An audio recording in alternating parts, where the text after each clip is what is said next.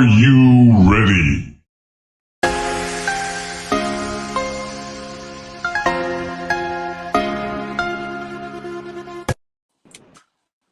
Well, hello everybody, welcome back to Only Leeds Bros for your Cardiff match wrap-up. We have Dillo back with us today, getting his thoughts on the Cardiff game. We travelled to Cardiff myself, if some of you seen the match day vlog yesterday, so still a little bit tired today.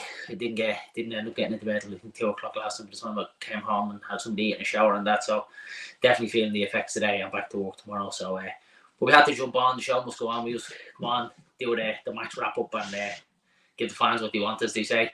How are you, Dillo? How's things?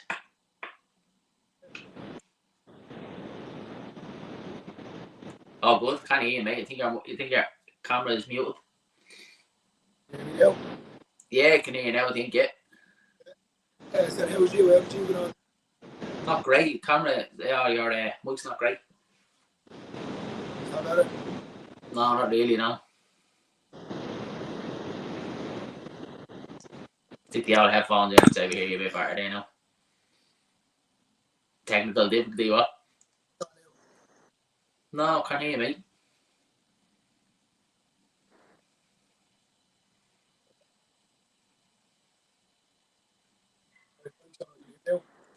No, not really. Still fairly low.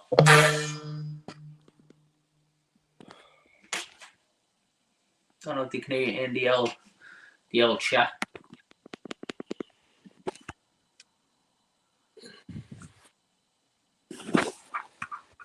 Great start to the old match wrap up. Fair enough.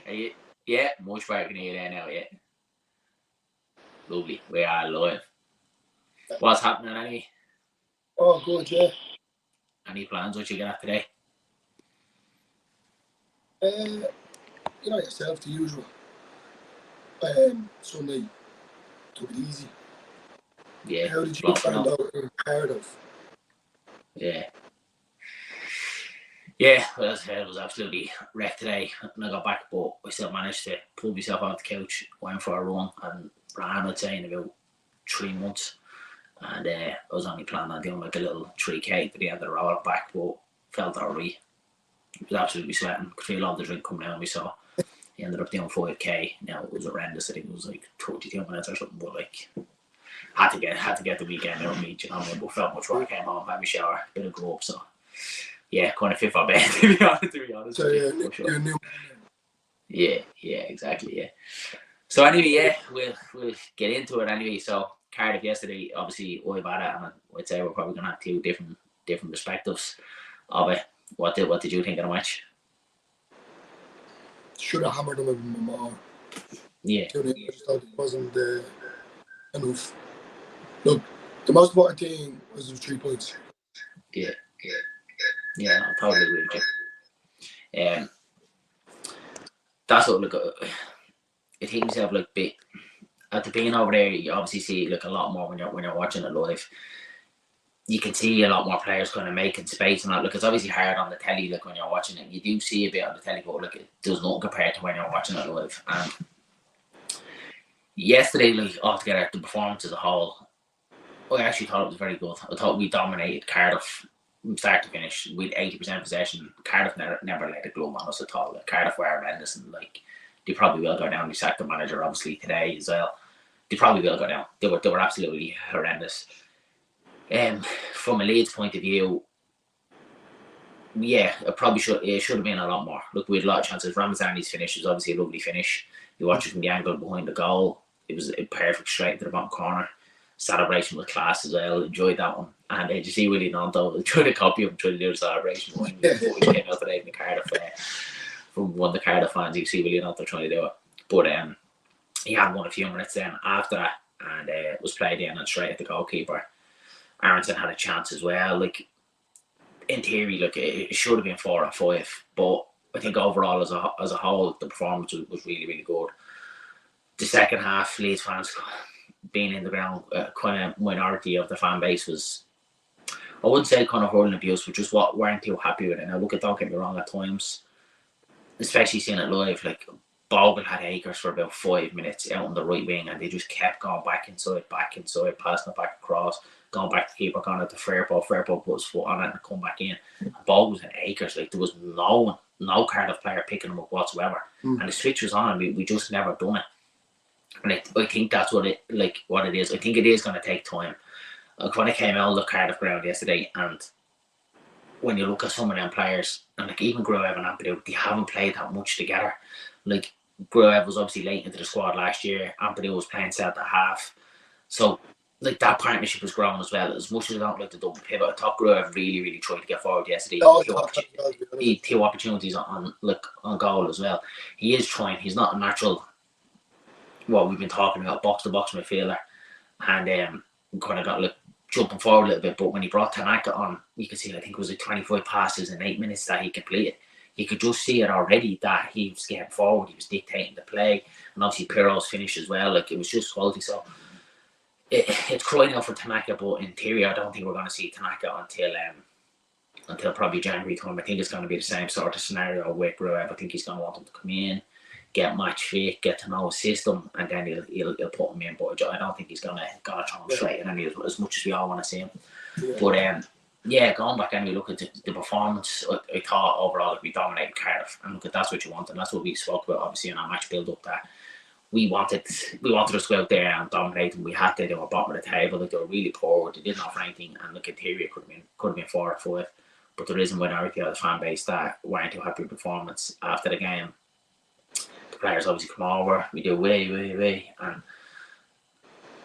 there was a section behind me like shouting, the football is shite, and like there was kind of a bit of back and forward there between a couple of fans, and like someone was still now saying like you're giving out when we're losing, you're giving out when we're winning, yeah, we're happy. But then there was one lad that shouted, Jesse Marsh's football was better than this, and like everyone just like started laughing. Like I hear like Jesse Marsh like was horrendous, absolutely horrendous. The results are horrendous, the performance was horrendous. Like, and I just think of Leeds fans, we have this level of expectancy now that like we're kind of like way above ourselves. You know what I mean? Like, yeah, to me it was just it was a little bit annoying. That was the only kind of downside of after the game. Like we're after winning 1-3 points. Granted, yeah, it should have been a lot more. But coming out of the ground, it just felt a little bit like we were kind of self-entitled a little bit. You know what I mean? And it was a minority, but it was still definitely there. That's it. Just growed me a little bit. Like. Yeah, I think there should have been more goals, if I'm being honest with you. Yeah. It felt like that midfield again, with Gruev and Ampadu, and they were good. But you need to not get in there. I think you need to. Yeah, I know what you mean, yeah.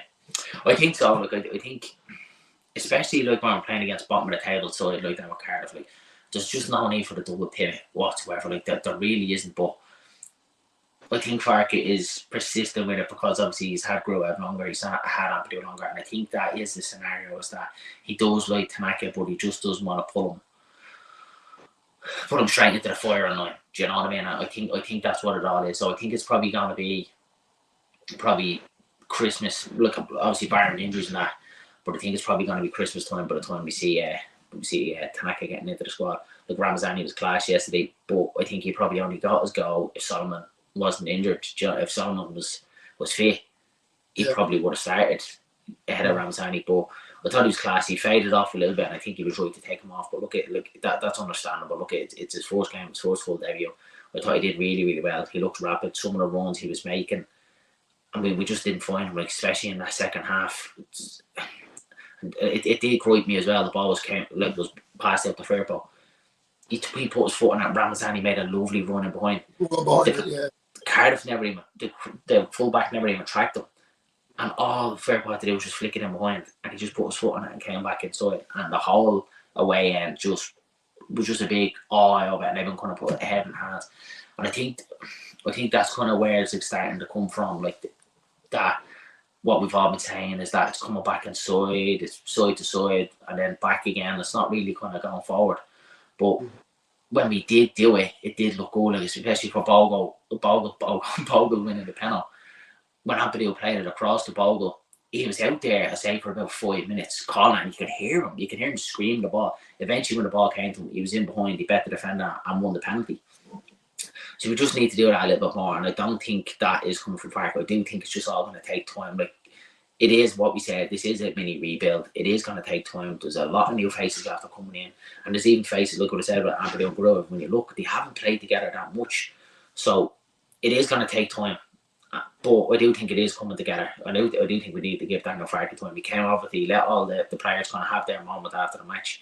He came over to the away section and he stood there, I'd say, for probably about a minute and a half. You know, he was doing the Leeds salute, hands up, like waving and all that. Like, and I just think us as Leeds fans, like, we've been through some of this shit over the last 20 years, like League One days, some horrendous managers, horrendous owners, everything. Like, when you put this into perspective of where we are now, the managers that we have, the players that we have, it's shock and cheese, you know what I mean? And like, hindsight is obviously like a great thing, but I do think just us as Leeds fans, we kind of do have to like check ourselves and like remember, do you know what I mean, where we're after coming from. Do you know what I mean? That's my point of view. I'm positive anyway. Look, it's one loss in 6 games.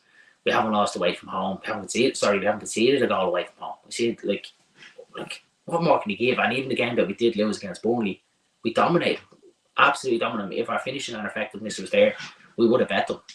Yeah, it's, you know, just them new players definitely need a, I'm going to say, boost. Because, yeah, I like who we have in there. But even, like, to be fair now, Ramzani played for unbelievable. Yeah, he was really, really good. He was really, really good. You rang me after the game and you were saying he's very similar to Somerville. Yeah. That he has that kind of quickness about him. Yeah. Overall, Boga played very well. Yeah, he did. And it was probably one of, I know he was obviously kind of fairly critical of Bogle over the last couple of weeks. I do think he was very good today. And he could have been better if they were finding them a bit more. Do you know what I mean? They didn't really like look to kind of get it out to him. A lot of our players down the left hand side with Fairbaugh and Ramazani, they never really looked to kind of get to switch the ball. There was a lot of times he could have been in the first half as well. There was a shout for a penalty. He obviously got booked for a dive. We were obviously down the opposite end and I didn't get a chance to watch it back whether he was clipped or not, but he did. He looked really, really dangerous going forward. I thought defensively he wasn't bad as well. He was definitely a lot better defensively. So look, again, it takes time. Look, it's a 6 game, a couple of pre-season game. It's gonna take time to get to know. Like, you think yourself, if you start a new job, even if you're in the same profession, if you move from one job, anything, like if you're a labour worker, if you move from one job to another job as a labour worker, it still takes you a couple of weeks and a couple of months, you know, to bed in and learn and new systems and new way of doing things and new process. And that's exactly what it is. It's the exact same for footballers. So us as Leeds fans, I just think the levels of expectancy is absolutely grown. And got talking obviously a couple of Leeds fans there yesterday, and there's one lad turned around and said, like, oh look, I'll just do anything to get Bielsa back. And I'm kind of like, yeah, the Bielsa time was unbelievable, like the best I've ever had supporting Leeds. But it's kind of like we need to move on as a fan base now. Do you know what I mean? Like, he came, he got us back in the map. Look what he's done to the club, because before that we were in mid-table championship side with nothing going for us, ran like a League 2 club. He changed all that, and the club is in the place that it is now because of Marcelo Bielsa. But it's a little bit like when you break up with your first girlfriend, or your first girlfriend leaves you, and you find the second one, and then you're comparing the second one to your first girlfriend. You can't keep doing it. You know what I mean? If you want to move on, do you know what I mean? Like, it's obviously probably a weird analogy to put out there, but I do think, right, enjoy our time with Bielsa. We loved it, but it's kind of time to move on and stop comparing Daniel Farkes to 2 totally different managers, 2 totally different playing styles. And even if you remember back to Bielsa days when we were getting smashed by United, Liverpool, City, we were all turning around going, oh, I just wish like we were a little bit more reserved. We should keep the ball a little bit more and not ultra attacking. And now that we have that middle ground here now, then we're giving it, oh, we were attacking again. Do you know what I mean? So it just seems like we're just never going to be happy in here. You're never going to appease all the fans. But to me, I think at the moment, the majority of Leeds fans are backing Daniel Farkes. And look, the record is there. Look, 1 loss in 6 games isn't bad at all. And that loss is what I said. We absolutely dominated Burnley. The only thing that they offered was the goal. We bombarded them. If we can get the finishing right and actually start taking our chances, like, we're the best team in the league. It's the only thing that's missing, our defence. The first 2 games we obviously leaked against Portsmouth and Middlesbrough. Since that draw at West Brom, we've been absolutely rock solid at the back. Strike yesterday, look, obviously he missed his penalty, but anybody can miss a penalty. Strike yesterday was unbelievable. And just watching him kind of off the ball, he was proper coordinating that whole defence. I thought Rodon was really good yesterday. He really stepped it up. His passing, again, was a little bit kind of suspect. There was a few kind of passes that went astray. But actually reading the ball, it was like he was back reading the ball. He was heading everything. And again, he was kind of marshalling that defence. So it is coming together. Like, it's gonna take time. But after watching the game yesterday, I firmly believe Daniel Farkes is the man for the job. And firmly believe that we're getting promoted. We're winning the league. Yeah. This week is active up here again. Yeah. Yeah, I'm with going again, but we'll get into the couple of comments. Anyway, there's a couple in the building, guys. Don't forget to get your comments in. We'll go through them. Lisa Clark, the old sisters on saying, morning, boys. Morning, Lisa. She is in Lanzarote with the family, so I hope you're enjoying that one, Lisa, and the weather is good. And Liam Chalky says, hi lads, coming over from Donegal to the Coventry match. Happy days, Liam. Yeah, we're from Dublin ourselves, and we travel over a bit to Ellen Road. Was at the first away day yesterday in Cardiff. Really enjoyed it, but yeah, the Coventry game should be a good one. And look, at Coventry don't look great at the minute as well. They're a bit on the ropes, but I'm sure Mark Robbins is gonna sort them out, and it'll still be a difficult game at Coventry, and we just need to keep that level of performance. And if we can get that efficiency right in front of goal, and Daniel Farke obviously said that after his post match when he was talking to the press, and he did turn out that he vows to work on the finishing and work on the effectiveness. He was obviously giving out a little bit about the celebrations and stuff like that, but we just think that's the kind of the manager in him. But yeah, look, if we can get the finishing right, it'd be unbelievable. It was a couple of chances. Obviously, Ramazan should have scored. Brendan Aronson, his chance as well. I think the defender put him under a little bit of pressure, knocked him off balance just before he got to the ball. And there was a Joseph chance as well in the first half, and on Cassini he was in. He probably should have taken it with his left foot, but he cut back inside. And he still worked the keeper. And obviously the penalty as well. So look, there was a lot of chances there that we should have taken, and it should have been a lot more. It should have been 3 or 4, but what can you do with 2-0 win away from home? Like, I know it was 10 men on that, but like sometimes it's harder to play against 10 men than it is 11. Do you know what I mean? Definitely. This, you what? I just got to yeah, you sort out your mic again into another couple of comments there. Amy Tolan says, who do you think will be the best player this season for Leeds United? It's a hard one. It's a hard one because obviously there's a lot of players after leaving the club now, like the likes of your Rutter, Somerville, and it's a totally new squad. Like, it's hard to kind of tell. Probably, see, Ampadu, like he's been good on patches, but then he's kind of hasn't showed it fully as well. To be honest with you, I think Strikers has just been unbelievably solid at the back, but he doesn't really get the recognition that he deserves from me, because he obviously is a centre half and he's not kind of that flashy type of player. They're always going to look to kind of the forwards and the attackers to be the player of the year. So far at the minute, for me, it's Strike. What about you, Dylan? Who do you think has been the player so far? I'm saying, but for the end of the season, but who do you think has been the player for Leeds so far? We can't hear you at all. I think your own mic is gone. Technical difficulties from Dylan tonight. Yeah, Amy. So yeah, I think Strike for me is been the player of the season so far, and if he continues on the way that he is going and the way that he is playing, he probably will end up being player of the year. Brendan Aronson has been class as well, and I think, like, I don't like to say, but what Angus Kinnear said in the Square Ball podcast, if we had signed Brendan Aronson this year and we said that he was number 10, we'd be absolutely delighted with him.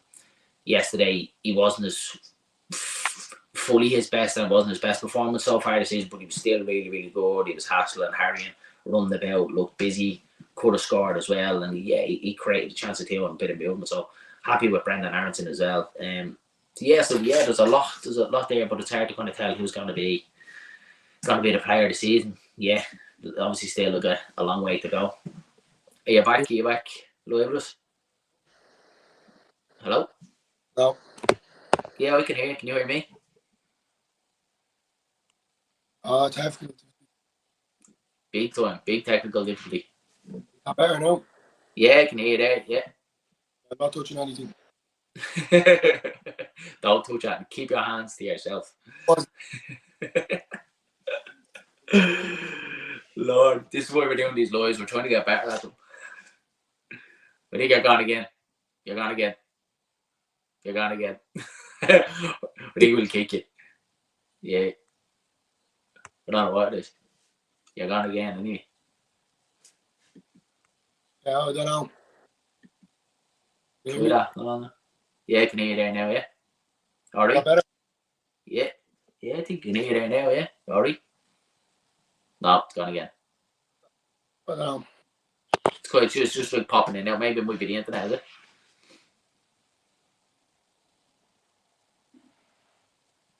Yeah, you're out anyway.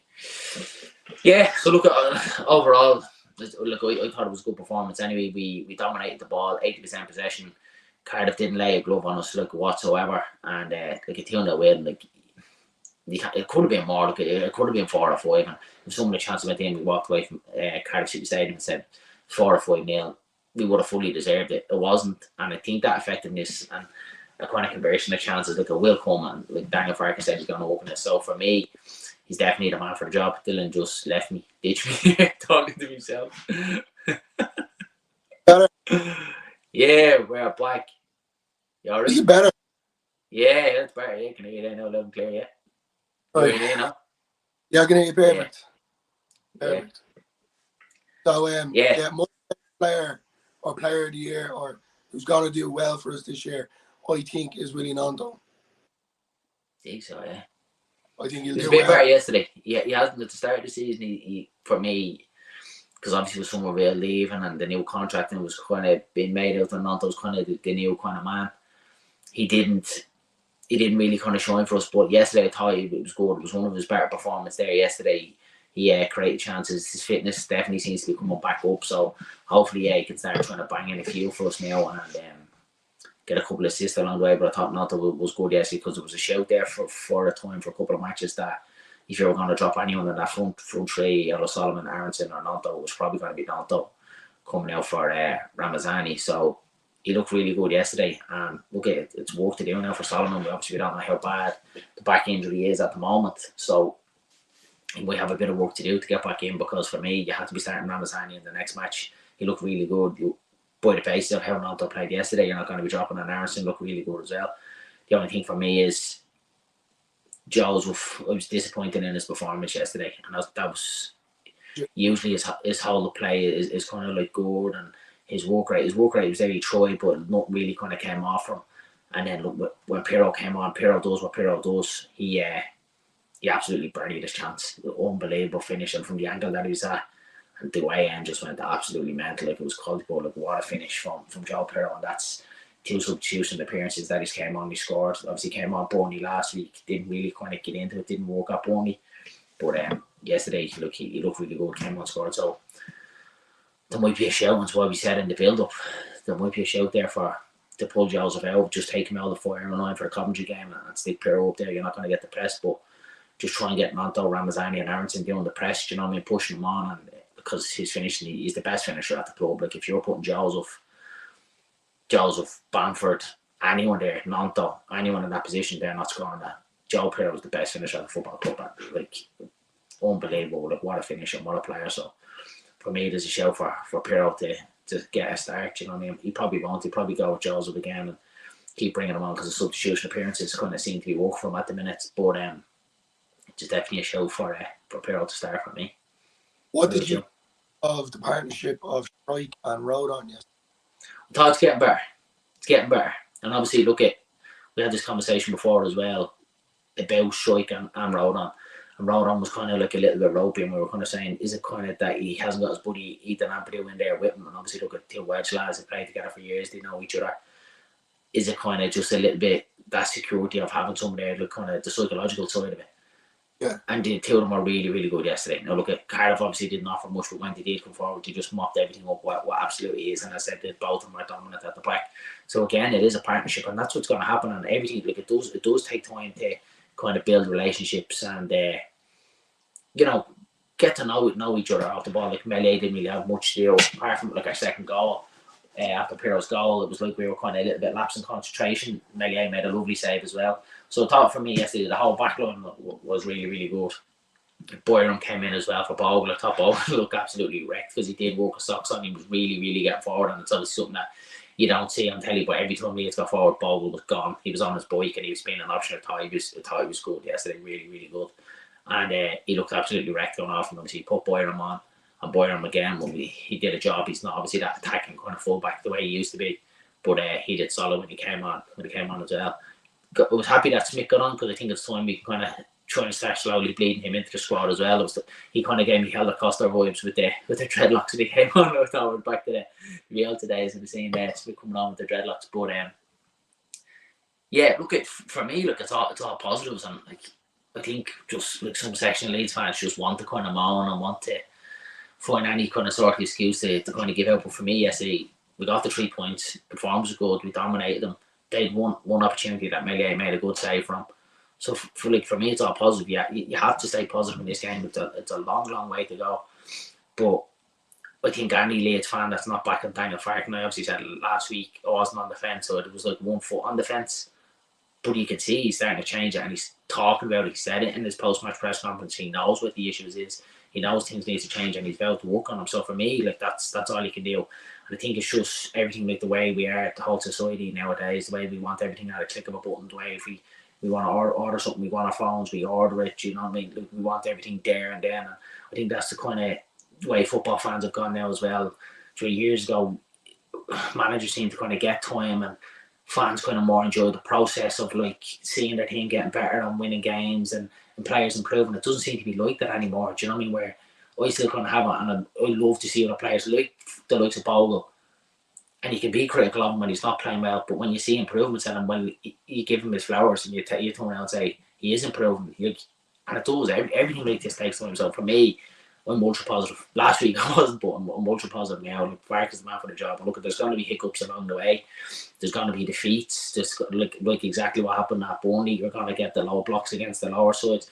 So there is going to be defeats. We're not going to go this whole season like just losing one game. It'd be an absolute miracle. I think even Leicester winning the league last year, I think they lost 7 or 8 games. So like the championship is like that. Like it's the most, like for me, it's the most competitive league in the world. It's the most unpredictable league in the world. Anyone can beat anyone. You've seen last week with Plymouth beating Sunderland as well, 3-2. Sunderland got a good victory yesterday against Middlesbrough. They're absolutely flying on a good young side. So yeah, it's just the unpredictability of the championship. And Daniel Farkes, this is his best start to a championship season ever. Even when he won the league with Norwich twice, this is still his best start. So for me, how you can be negative or nitpicky at the minute with the start that we've had the season with 1 loss and 5. If someone had turned around to you at the start of the season says you'd lose 1 out of your first 6 games, you take it. Absolutely, you take it. 110% you take it. So yeah, don't be just negative for a negative sake or try and find, you know, the negatives or the badness and everything. Like, just try and enjoy it, because you need to look in hindsight and where Leeds United were, like, compared to the club that we are now. You know, it could be worse. Imagine being a Cardiff fan. Do you know what I mean? When you put it into like that, would you consider that was Bogle's best performance of the season?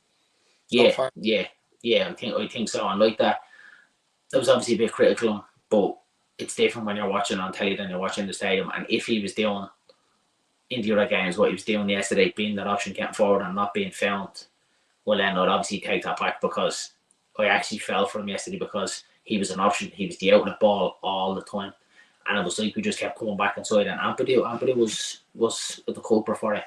He turned out at one stage, and it was in the first half, and Bogle was gone. You know, Dylan, I mean, he was in acres. None of the Cardiff players were even looking at him or noticed him over the shoulder. And the switch was Bogle, and he just didn't give it. He decided to cut back inside and play it over to Firpo. And then, like what I said, like there was times that the ball should have been moved a bit quicker. Absolutely, 100%. I'm not going to sit here and pretend that it was thrilling football and it was edge of the seat stuff. There was times it was slow. There's times that it really, really was slow. And I do think Farkes kind of likes that kind of dominant and keeping the ball. And look, let's be fair, in the Premier League, we're going to need that. We're going to need to be that kind of possession-based team. We can't be just lumping the ball on and giving it away. In the Premier League, you need to have that some sort of possession. And I know that's kind of looking too far ahead, and we shouldn't be, but you need to be kind of dominant in games. Do you know what I mean? And I do think it's all building foundation. Farkes wants to be in the Premier League with Leeds. He is looking ahead. It's a long-term plan. So for me, just get behind it and enjoy the process of the whole thing. Don't be getting caught up on, you know, performances or nitpicking at everything. At the end of the day, when you win 2-0, against 10 men, away from home with Cardiff, job done. Do you know what I mean? 3 points in the bag. That's the main thing. That's what we said, and I obviously said to you as well that I thought it was going to be a 1-0 scrappy win, and it was fairly scrappy right up, and Pirro kind of settled it down. Yeah, we could have made it easier ourselves if we scored a penalty. People are obviously giving out saying, why a strike on penalties? We've seen Strike take penalties before. He took one against Portsmouth and absolutely buried it, and everyone loved him. All Strike is brilliant at penalties. In the stand yesterday, obviously, central recording, was recording the penalty and he missed it. And you can hear groans, oh, why is the centre half taking the penalty? Well, if Pirro's on the pitch, we know Pirro's taking it. Pirro's not on the pitch. They've clearly practiced penalties in training. Strike is clearly the best out of everyone there. Probably has the best conversion rate. They'll practice penalties all the time. So why wouldn't you let him take it? Do you know what I mean? Like, he missed one. Yeah, it was a poor penalty, but anyone can miss penalties. Do you know what I mean? So to me, and he didn't let it affect him whatsoever. Do you know what I mean? He could have kind of crumbled after that. He didn't. He was still solid after that, and it was like it didn't faze him. He was just the pure professional. And he got straight back to his job. So yeah, look, it could have been comfortably if the penalty went in. It could have been comfortable if Aronson scored. We took some of our chances, like we didn't. But that's about growing out. You're gonna miss chances, of course, absolutely. We just obviously need to get the conversion rate better for me. Yeah, definitely. You know, look, it's positives as well at the end of the day. Going into Coventry, players are going to be motivated. They're going to be, happy with the result overall. Yeah. Look, let's hopefully now, positive results, and especially going into Christmas, or even if there's another international break, yourself. Yeah. Well, like even the next four are massive. Like starting at Coventry at home on Saturday, Norwich, Sunderland looks like it's going to be a big game. Or probably the next biggest test for us is probably going to be the Sunderland game away from home as well. If we can go up there and dominate teams like the way we did against Cardiff, like the way we did against Burnley, if we can dominate them and just get that effectiveness right, I'm all over, because I'm so sure now about our defence. He's really, really changed the defence. It was obviously very, very leaky at the start of the season.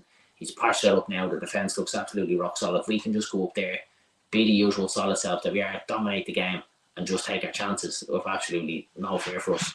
And then we've obviously Sheffield United then the following week at home and Elland Road. So the next four are massive as well. But look, a full back in Daniel Farkes, if you turn around and say we get 9 points out of the next four, that's a good return. Maybe if we lose one, do you know what I mean? If it is against the likes of the Sunderland, if Sunderland do beat us, or even Sheffield United, you don't want to lose games. But look, if you turn around now the next 12 get 9 points, it's still not a bad return. Do you know what I mean? And obviously West Brom are like flying now, and everyone's turning out saying, "Oh, Carlos Corberan, the best manager in the league." It wasn't so long ago that when Corberan was there, Leeds fans were going, "Oh no, we don't want him. He's too defensive. He's too this. He's too that." So look, you're never going to win. Do you know what I mean? Hindsight obviously is a great thing. Do you know what I mean? But I do think you kind of need to just check yourself at times and kind of reel it in a bit. Do you know what I mean? Yeah, completely agree. Look, what about you? Anyway, like, how are you feeling? Like, kind of after the performance, like for me, and I don't like. It probably is after being over there and having such a great way down, talking to like a lot of Leeds fans who followed them up and down the country, and they're positive, and obviously that's probably the biggest barometer at the away fans up and down the country, kind of what they think. As I said, a minority of them wasn't happy. Like after the game, they were shouting, "I'm saying your football is shit," or blah blah blah, whatever. But most of them are positive coming out of that ground, and most of them have the backing. So like, we should be all positive. Do you know what I mean? It's not bad. Do you know what I mean? Like, I let my thoughts. One loss in 6. Like, I let my thoughts get ahead of me. At the end of the game, I was obviously happy with the win, and as I said, the most important thing is the 3 points. But maybe it's just me and my stubbornness. I was overthinking why we didn't score more. Produce more. But then as a bigger picture, the 3 points are in the bag. It wasn't. It was a comfortable win in the sense of, as I said, when Pirro came on, could have controlled the game a bit more and everything down. Look, at the end of the day, this is definitely a great spot for the first position. The consistency needs to keep going, and then hopefully along the way, there's no knocks, no injuries, and you won't have players that have risk clauses in their contract, or used to play. Yeah. But there's a good, and I completely agree with what you're saying. I think Farke is definitely the man for the job. I'll 100% back him the whole time. But just, the most important thing is definitely, you know, as I said, I was a bit up with the way we played, and I was in the garage earlier on actually. The guy was walking, he was wearing a Leeds jersey, and I was him, and he just straight out and he said, I we were bad, but Yeah. that kind of, Oh yeah, Mike is breaking up a little bit there again. I think just kind of in and out there a little bit. you know, Yeah, go ahead. You just broke up there a little bit again. the guy was saying that we played so bad.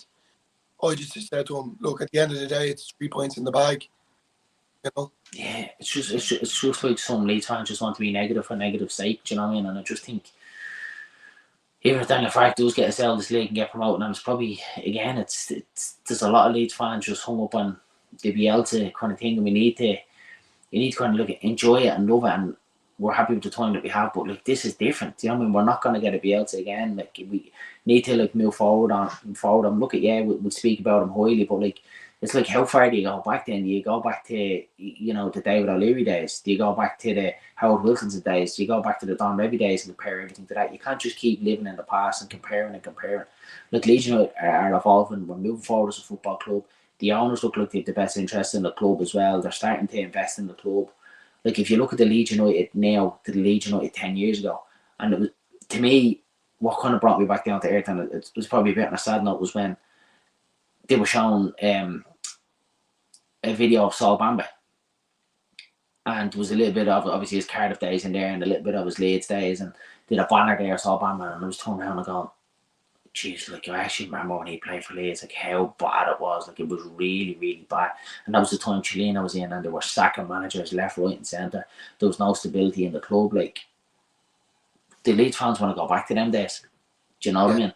So when you look at it now, things aren't all that bad. Yeah, we want to be in the Premier League, but do we want to be in the Premier League the way we were getting hammered the last 2 years and floating around relegation? I'd rather us, get things right on the pitch, have a decent squad to go up on a decent platform, that when we do go to the Premier League, that we have a chance of staying, because we know the way the Premier League is now. It's set up for the big clubs to be in there, and it's literally set up for them 3 clubs that come up from the Championship to go straight back down. So that's the thing for me. We need to start building, we need to start looking forward. We do get promoted this year. There's a good foundation there. We're a possession-based side. We keep the ball.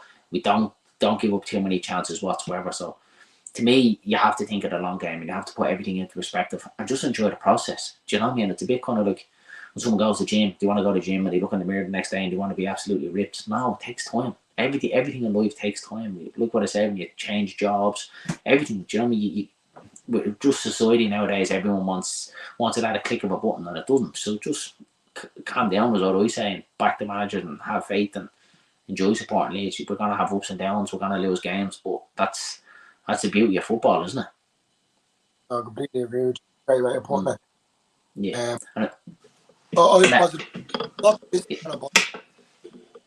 Yeah, go ahead. Sorry. That I'm optimistic and I'm positive of Farke, Yeah. No, I am as well. I am. I do have to back him. Obviously, like I was saying last week after the Burnley game, and there's a couple of games that the football was really, really poor.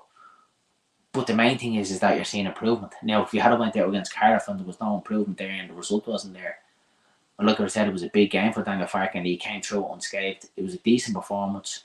Cardiff didn't like London. She had a report side, and they were down to 10 men. But all you can do is beat the opposition that was in front of you. And it's probably going to sound a little bit mad when I turn around and say this, but if we had went out on a hockey game 4 or 5-0, what good is that? Do you know what I mean? What good is it? Because the players then can just become complacent. Do you know what I mean? Oh, we're absolutely brilliant. So maybe there's something there like that we kind of scrape through to keep the players on it. And it seems like Daniel Farke's on the manager. He's definitely not going to let the players get himself. You see him obviously saying about the celebrations as well, that he's not a fan of stuff like that. So he's definitely one to kind of keep them in check. But like, where would the fun be if you kind of went through this whole season winning every single game, 4 or 5-0 performances there? Like, I mean, there's even times where, like, I watch Man City and they're obviously, they have the best manager in the world, arguably the best club in the world. There's times when they dominate possession and it's back and forward and it's a little bit boring to watch, isn't it? Like, do you know what I mean? And I think yeah, everything kind of in hindsight, do you know what I mean? But yeah, definitely after the weekend, I'm a lot positive Daniel Farke, and I've kind of accepted that. There's probably going to be games where we're going to lose. We're going to come up against this ultra low block. Like Cardiff were playing a home day yesterday, and they just sat in front of our goalkeeper. They didn't want to come out. The only chance that they had was after we made it 2-0 when they broke, and Melee made a great save. Other than that, they didn't offer anything whatsoever. So yeah, for me, just all positives. Yeah, definitely. I completely agree with you. Yeah. We're at. Yeah, that's it. We're comment in there from Amy Town says, "What do you think about Bamford this season?" Yeah, and again, look at Bamford was obviously in the squad day again yesterday. He didn't get on, didn't get a sniff. He brought Piero on. So like I said, look, it's going to take time for Bamford. I think Fark obviously knows now. He's probably going to keep letting him train and make sure his body doesn't break down, and then like that gradually kind of start putting him in 5 minutes here, 10 minutes there. But there is going to be a stage of the season where Bamford is going to be back in the squad, as we said, like at Unpack, and it could be even before the Sheffield United game that Bamford might, if he keeps his fitness up and remains fit and doesn't get injured, he could be back in the starting lineup. Do you know what I mean? Yeah, definitely. Bamford's the type of player. He has the experience, as Farke he says, and yeah, as you said, once he's fit, he's going to be first. Yeah, it's going to happen. For the season ahead, I think I'd like to see a redemption story from him. Yeah. So, well, we did get kind of one of them last year after Christmas, didn't we? Obviously, the Peter goal kind of lit the flame, and he was good after that, and he scored a couple of goals, and he got injured again. Like, and I think you're just going to get that with Bamford. You know what I mean? If you can kind of get in 10 games, scoring a couple of goals here and there, if you can get 5 or 6 goals a season, grand, happy days, we'll take it, because obviously he's just not misconsistent. I'm just happy now that we do have the reliability in Matteo Joseph. He obviously needs to get better at finishing. I keep saying, like, he's a boy learning the trade as he's going. But Pirro as well, like he's definitely putting his name back in the hat to get that number 9. He's a number 9. He's not a number 10, and he did play that number 9 when he came on. He broke, and it was a cracking finish. So look at the options are there for us. You can see that there is that missing link between the midfield and that number 10. There is a missing link. You can see it everywhere else. We're solid at the back. The midfield is fine. It is just that number 10, that playmaker at times, and it is like a little bit makeshift. Like Aronson in there, he's doing the best job that he can do. Pirro goes in there. We know he's dirt, but that's not his fault. That's the way. That's what Farke is doing from John McGree. He'll go in there and try. He's not number 10. So for me, yeah, look at, let's just keep going at the way we're going. Keep putting them dominant performance across, keeping the ball. Don't give teams a sniff. We're going to win more games than what we lose games, and really, that's, you know what I mean. That's what you want. You know what I mean. Yeah. Danny to Oxford in the chat. How are you, Danny? How are you? All good? Yeah, so yeah, that's I think your phone fell there, Dale. You are not having a good day, are you? You're gas. Danny says, smash a like and subscribe, please. Good man, Danny. Good to talk to you, mate. Hope you're keeping well. Says, all good, lad. Cheers. What do you think of the match yesterday, Danny? What your thoughts on it? Obviously, a man who followed Leeds United up and down the country, lives and breathes Leeds United like the rest. What was your thoughts on the performance yesterday? Yeah, as what Danny said, guys, don't forget to smash a like on the video. It really helps us out to get us in the algorithm and get the video out there then to other people. So 7 guys in the chat there. So yeah, don't forget to smash a like on the video, and if you haven't subscribed, subscribe to the video also. And my help with my Yeah, so Danny is pretty much what we're saying. The first half was good performance, and the second half was meh. And Danny, to be honest with you, it was probably carbon copy of last week against Burnley. The first half performance was good. We obviously didn't get the goal that we wanted, and then the second half, yeah, again was a little bit slow. We didn't kind of dictate the play the way I'd like to us. We didn't have the effectiveness. But look, at the end of the day, to me, it's 3 points, and that's all that matters. If we came away from Cardiff with anything but 3 points, it would have been an absolute disaster. So yeah, look, at 3 points was the main thing for me. With all the family in the chat, the next Carolyn says, hello lads. Hello from Lanza. She is in Lanzarote with the family as well. Getting born to a crisp, I'd say. Would you say the same yourself? Danny says, yeah, I agree, Danny. Yeah, they were really, really poor. I got talking to a couple of the Cardiff fans leaving the stadium yesterday. They're actually really, really nice lads, and they're like the difference. Like there was Leeds fans coming out of that ground yesterday, not happy with the performance of that. I was talking to these two lads, and they're like after paying good money to go and watch that absolute tripe. Like Cardiff were like really, really, really bad. So could you imagine supporting them? Like they were just like they didn't even lay a glove. Like imagine being at home like that and then just sitting back just to defend. Do you know what I mean? They didn't offer anything whatsoever. So you kind of have to look at it. And, you know what I mean? In hindsight, as well, I keep saying is imagine if you were a Cardiff fan. Do you know what I mean? Yeah. So that's it. I think that's all in the comments so far. Yeah. No. Anything else there? Dill. Just apologise for a couple minutes. We still there for a couple of minutes. Want to get your comments in on the chat, guys? We will show read all the comments. We'll get all the comments out there. See what the feeling is in the chat. Go ahead, Dill. What you're saying? Apologise for the technical difficulties. Yeah, it was anyone that was here from the start of the video. Dylan was having an absolute horror show. But look, that's what you get. Look, we're still only fairly new to this and the live videos and that, so look, we'll get better. And hopefully everyone can see that the camera quality is much better. And we've obviously invested in a couple of cameras and the audio and stuff like that. So yeah, we're definitely getting a little bit better anyway.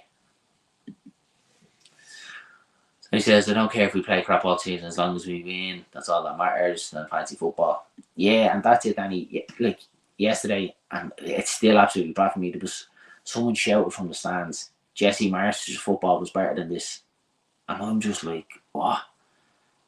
Like, we were getting thumped when Jesse Marsh was our manager.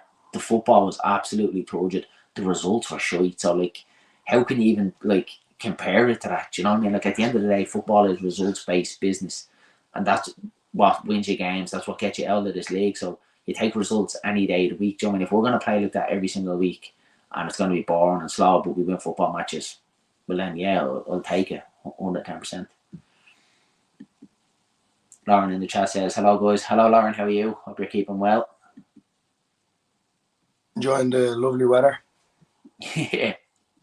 All the family are in the chat supporting us. Danny says, Jesse Marsh, the youth of car segment. Yeah, no, and that's what he was. He was a motivationist and a talk man. That's all. No tactical nous whatsoever. He just threw players out there on the pitch. The football was like, do you remember that width? Do you remember the whole thing about the goal being in the middle of the pitch, and that's why he plays narrow football and everything? So yeah, to me, like, that's just, they even compare or want Jesse Marsh over Daniel Farkes. It's just, yeah, horrendous, absolutely horrendous. JMC says, wish you were here. Wish you were here as well. I don't know where you are, but I'm here and you're there, and I'm all having a good time.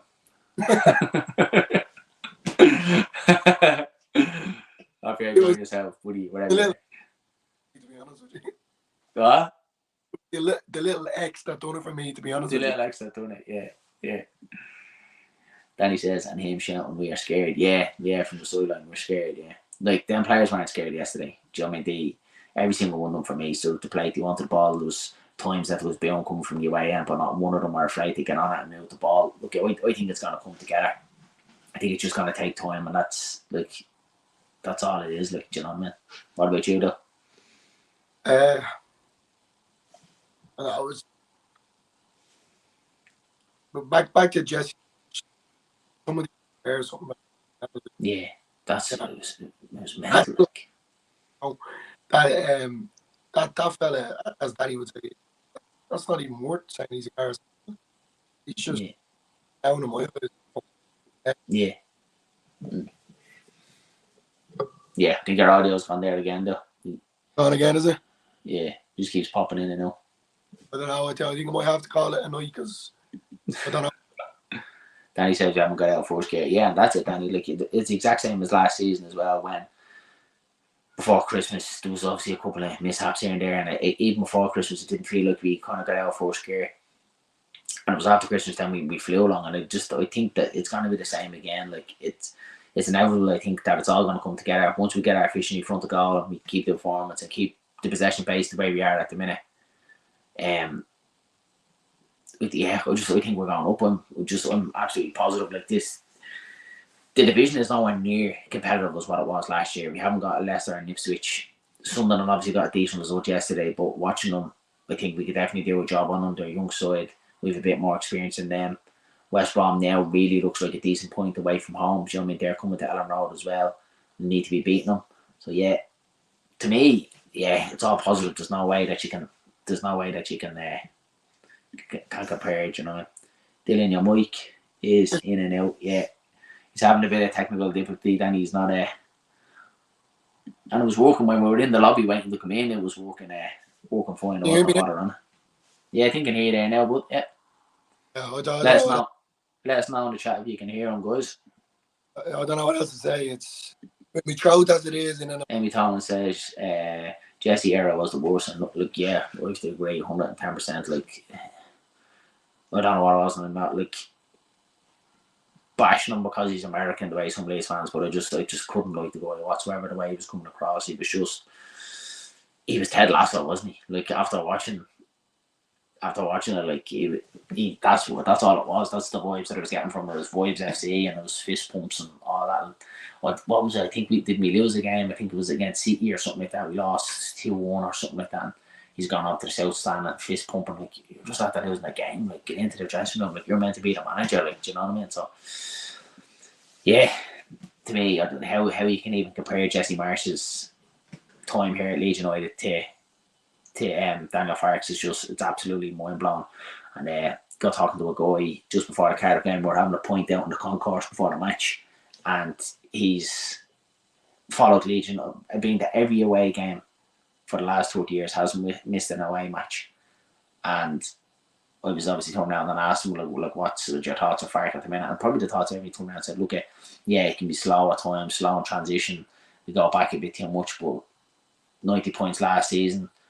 Burnley, we battered them, we didn't score, and then obviously we ended up winning the Cardiff game. So like that's someone that's seen everything and anything over the last 30 years, following Leeds United up and down the country, and you know, I mean, all over the world. He's been to pre-season games and everything, like, which is it's unbelievable dedication, like fair play to him. But even he was turning around saying that's kind of the barometer, you know, the fans that follow them everywhere. That's the barometer that you look at, and he's turning around like he's confident that Marsh is the man for the job. But after talking to him, I was definitely the same as well.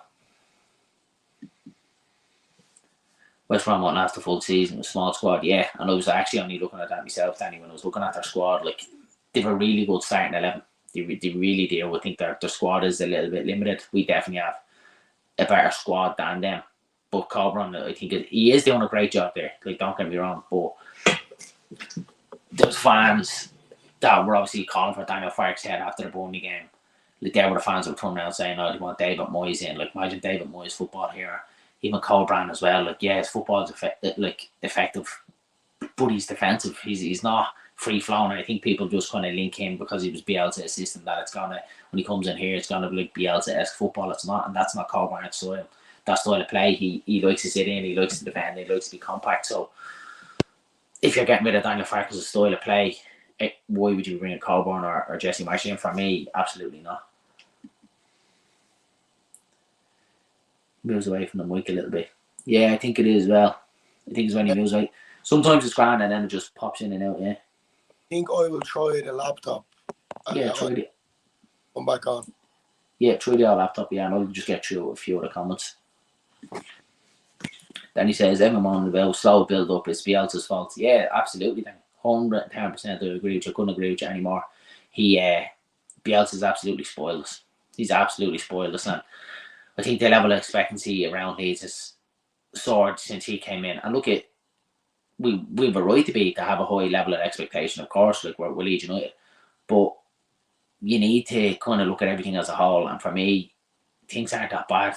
And when you look back like that to like League One days, or you know, before Bielsa, when you're talking to the likes of Higginbottom and that, like how bad was that? Like, so like now it's chalk and cheese. It's totally different Leeds United. So fans kind of need to just kill a little bit, back the manager, back the team. Yeah, the football isn't scintillating football, and it's not absolutely a joy to watch.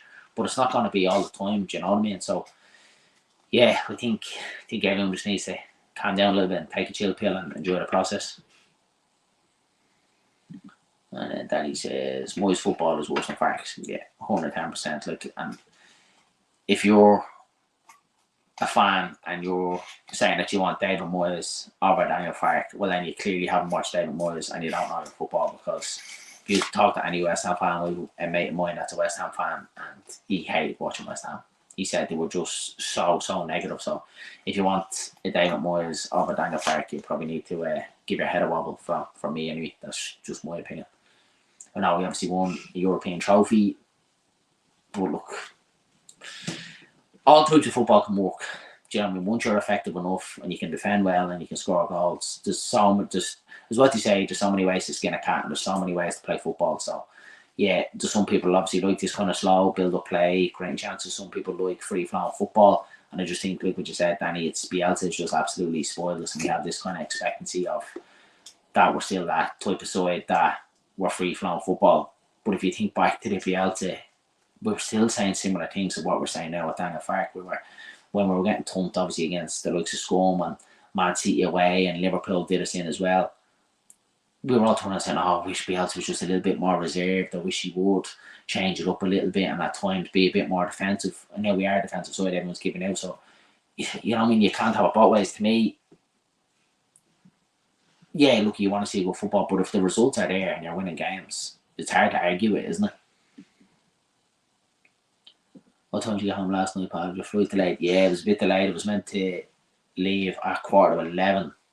Yeah, 11:15 was the flight, and I don't think I left Cardiff till about 11:20. So landed a little bit late, about 12:15, and then had to go through passport control, and as well, there was a bit of a queue on passport control because of the late flights into Dublin, and then my brother Dillo collected me down from the airport. So I think I got home about, what time did I get home? There he is. He's live. How's the camera now? I have to use the laptop. The phone isn't great, you know. Yeah. I was just saying to Danny there that you collected me late last night, so I think I got in about 11:30. The missus got me a chipper, absolutely delighted. She got me a bar of sausage and a bag of chips, which could have kissed the face off when I came in the door. So I had that. I ate the bar of sausage, and I'm actually sitting there on the live stream talking about a bar of sausage. I ate the bar of sausage, and I had a couple of chips, and then I was nearly falling asleep at the table, and I think she knew by me. She was like, right, come on, when we go to bed, get into bed, stuck YouTube on to obviously watch a couple of the other Leeds content creators, because obviously love watching and getting everyone's kind of sort of feedback and everyone's kind of thoughts. And I stuck on the square ball the match day, and I just died. They were cold. I think I heard Dan Moylan say, welcome back to the match ball, and I was gone. I was out cold. And then I woke up, I think, then about 4:30, and YouTube was still on, and it was just some random lad on painting a shed or something like that. I don't know what was going on. It was a bit mad, anyway, yeah, so that's, so went from football to painting a shed. To talking about bar of sausages and painting sheds. You know? This is what it is here. This is what it's like here at Only Leeds Bros. It was a long day. I see alarm went off at 5:00. Mrs. brought me to the airport. The flight into Bristol was actually a bit horrendous before we landed. It was fairly bumpy. I wouldn't be kind of the best of flight. You were the same as you, Dylan. And I only had time for 1 point in the airport, so I didn't even had time to kind of settle the nerves before the flight. And going into Bristol, it was minging in Bristol. It was that the hazy, drizzly kind of rain. It was horrendous. And then got on the bus, got into Cardiff, then it cleared up a little bit in Cardiff, and went to the match then, and they ended up, if anyone was there, if anyone was in the chat that was at the match yesterday, after the match finished, they wouldn't let Leeds fans come out of the stadium and go left back in towards the city, which is obviously where we all came from. They were sending us right and around the long way. So they let kind of the Leeds fans go, and then 5 minutes later they let all the Cardiff fans through and walk down that way anyway. So then there was a bit of a barney down at the garage. Anyone that kind of knows Cardiff, there's a bit of a kind of scuffle down there between Leeds and Cardiff fans, with the police had it under control, which I thought was absolutely mental. So just went back to the city, had a couple of points, then got the train to, everything was in Welsh, so I wasn't even sure if I was on the right train. I was on this train and just looking around, and everything was in Welsh. I was just I'm definitely not on the right train. And got off at the station, Rose, anyone, we don't have anyone in the chat from Wales, probably not, but got off at Rose, and then I was looking around, and it was I don't know, it was something out of a horror film. There was nothing around. There was just one street light in the corner, just flickering, on and off, and I was just where the fuck am I? I'm definitely in the wrong spot. So walked down this little ramp, and I just seen the shuttle bus with one driver on it, and like the light was like shining on his head, but it was like over his face, and it was like real spooky. He's just like staring at me, and then like top of the bus just said airport shuttle. There was no one else around, and I was just like, nah, this is the look I'm getting done in for here. Like, I was like, I'm definitely going. Like on the bus, and I was like, obviously being like a bit thick, I was just like, we on the airport, and he was like, yeah. Okay. No, probably the thickest question you can ask, but like, you know, you just have to like, test it. I know it says airport shuttle on the front of it, but like, are you going to the airport, or are you gonna like? It had nothing to do with the 5 or 6 points you had before you got on. Yeah, I was just like, I was like a little bit sketchy, like. But yeah, then I went to the Cardiff airport, and like not a sinner in it. Came up to security, it was like one lane, and like there was like one fella like working the conveyor belt, one fella like working the same fella working the screen, and then the same fella to like pat me down. So it was just like one fella doing all the jobs. I was like, Jesus Christ, I hope you're getting the payment to 3. But yeah, if you've ever been in Cardiff airport, it's a bit mad. Like I thought Leeds airport was bad, but Cardiff airport was like, it's grand we got through. It had a cost, so I got myself a coffee to kind of keep myself awake and get rid of the drink a bit. But yeah, all in all, it was a good trip all around. Definitely like to do it again, 100%. That's better, Dylan. Your mic is clear. About time. Yeah, It only took him an hour to get it right. Sorry about that, Danny. I'll be better next time, I promise. At least you had a good day. Yeah, and then like that was it. And that's what I said. Look, if we went there yesterday and won 1-0 and the football was shite and we scored a goal that went in off Piro's arse, so I didn't really care once we kind of got to the first away day. And I loved it. The atmosphere was class. Like, it was really, really good. The Leeds away fans are just, they're different. Like, obviously, you thought the fans at Allen Road were mad, but these like away fans are just absolutely mental. Do you know what I mean? Amy Town says Leeds Airport is great now. A club shop always spend a fortune. Yeah.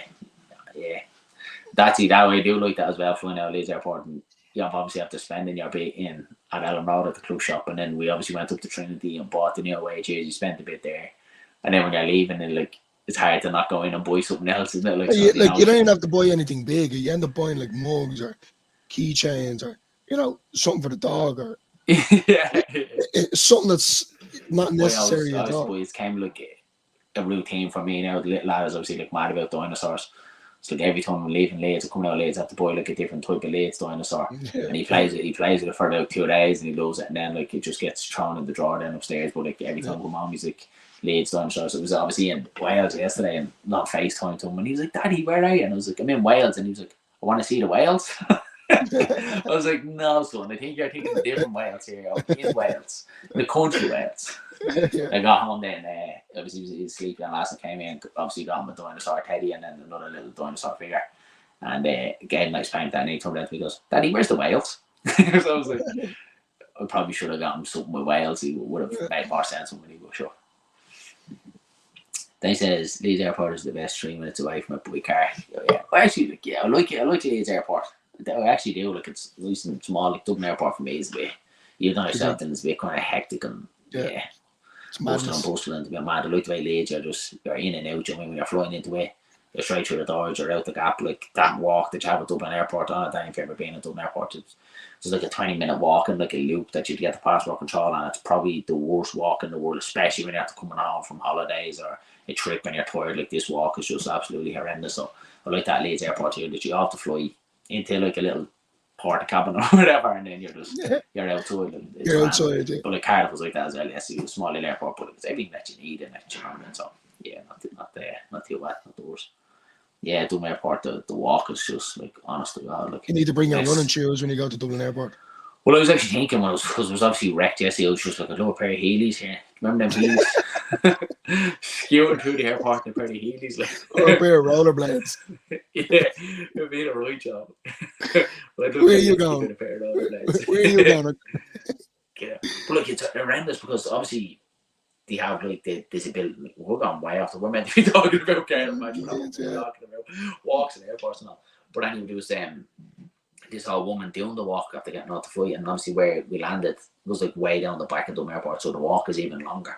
Yeah. And she was like struggling the whole way up, and there was obviously no like sort of like service like open there to like help her along. Like don't obviously just like the little conveyor belts, and just like surely they could have came up with a better system or a better plan. Do you know what I mean? Especially for elderly people and even kids as well. Like like you obviously know, being away as well, Sam as well, like the walk as well for little kids around this, you end up trying to, you lift them up so the walk is even worse on you, then you have more weight to carry or whatever, do you know what I mean? So it's even worse than that,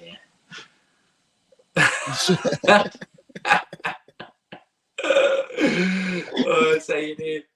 I'd say, Danny, I'd say you'd flashing lights and all on yours. That's the comment of the century, though.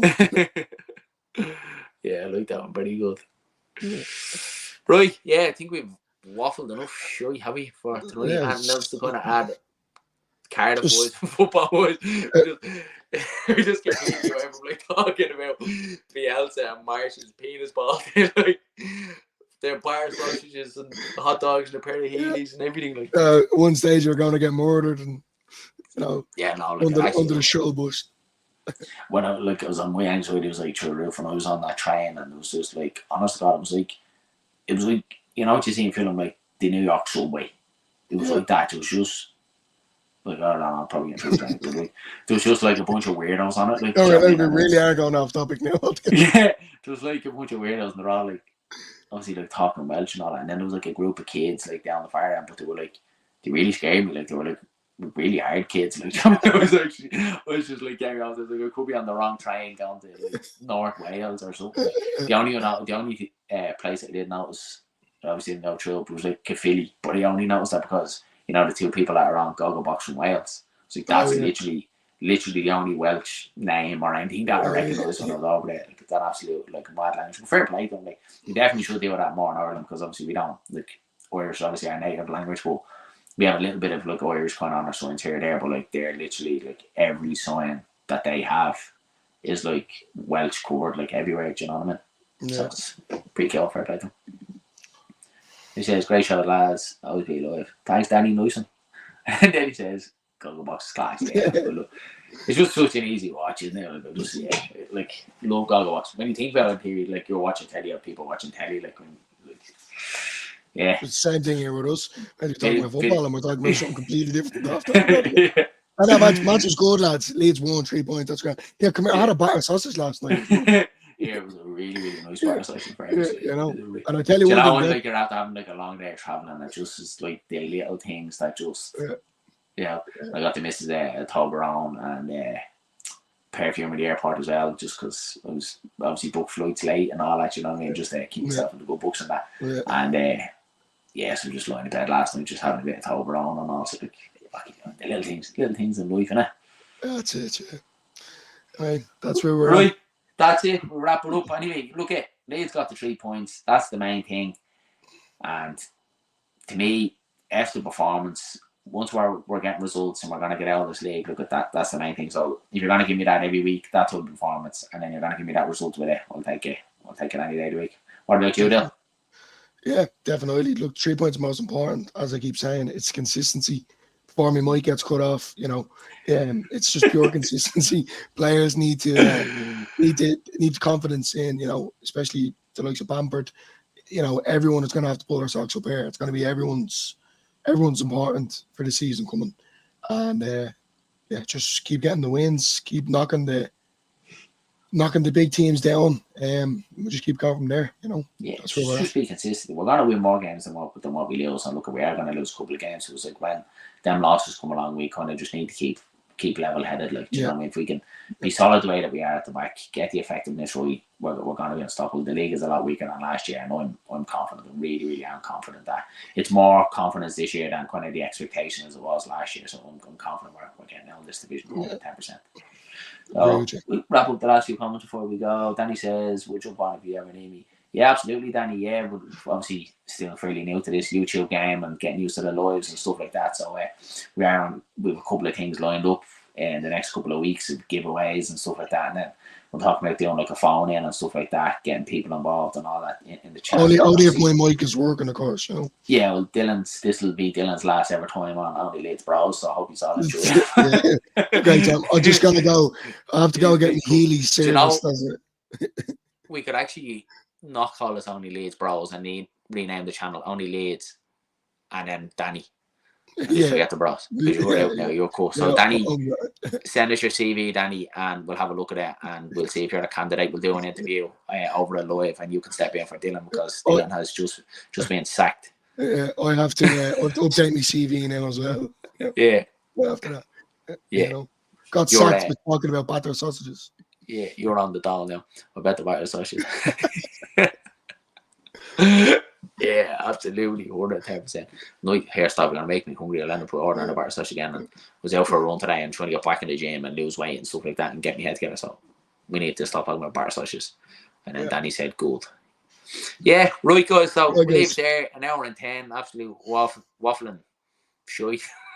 Enjoyed it anyway. Yeah, we'll try and get this more of a regular thing, regular lives. That works probably. Dylan will need to go and sort his mic now for the next one. It worked in the lobby, and as soon as we went live, it just cut off. It was. I didn't even touch it. That's the thing. Like someone was just looking over his go. As soon as we went live, yeah, we're cutting him off for sure. Yeah, cool. We got there anyway. Yeah, look at guys. Don't forget to like, comment, subscribe. Instead, we are still building the channel, so you're subscribing and commenting and like really helps us out. And don't forget to share the channel as well with any of your mates, friends, anyone that think would like it, and share it on your social medias, X, Twitter, Facebook, whatever you have. So share it all around. Yeah, do you have anything else to add before we wrap it up and say goodnight? Oh, that's it. Super Leeds, and sorry again, guys, for the technical difficulties. That's where we're at. That's all. Catch us on the flip during the week, guys. All the best. Have a good week.